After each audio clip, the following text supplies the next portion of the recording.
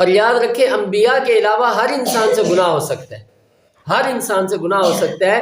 یہ کہیں بھی نہیں لکھا ہوا کہ کوئی انسان اگر نیک بن جائے گا، متقی بن جائے گا تو اب اس کی زندگی سے گناہ مٹ جائے گا، ایسے نہیں ہو سکتا۔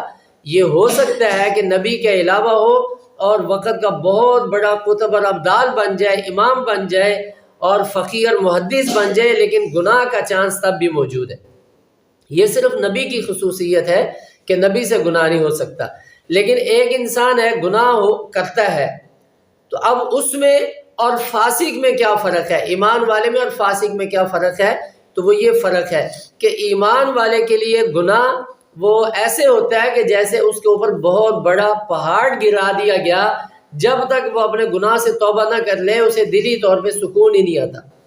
اور فاسق کے لیے گناہ ایسے ہوتا ہے جیسے ناک کے اوپر مکھی بیٹھی تھی، اس کو اڑا دیا اور کوئی فکر ہی نہیں ہے۔